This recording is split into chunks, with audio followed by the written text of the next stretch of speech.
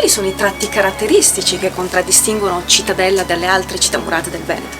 Il territorio della regione Veneto vanta numerose città murate. Cittadella è una di queste. Cittadella è una delle 38 città murate della regione Veneto, ma solo qui a Cittadella abbiamo una particolarità che la rende unica nel suo genere, ovvero quella di avere un camminamento di ronda d'epoca medievale, di forma ellittica e completamente percorribile.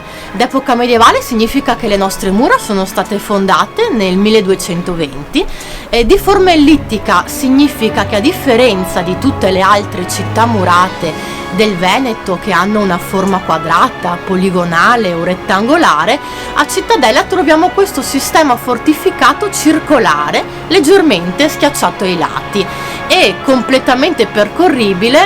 La caratteristica che probabilmente rende noi cittadellesi molto orgogliosi della nostra città è quella di avere un camminamento di ronda completo.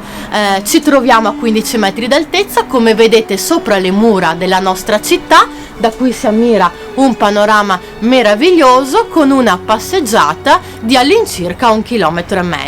Ecco che allora il turista che viene a visitare le città murate del Veneto altrove le può ammirare, le può guardare, fotografare dal basso, da una prospettiva normale, quella del centro storico di ogni cittadina, ma solo a Cittadella invece può salire sopra le mura e compiere questa esperienza che appunto la rende unica nel suo genere. Noi dell'ufficio turistico amiamo sempre ricordare ai nostri visitatori che venire a Cittadella è come camminare della storia, perché appunto solamente qui si può regalare quel qualcosa in più al nostro visitatore, ovvero quello di compiere questa esperienza unica.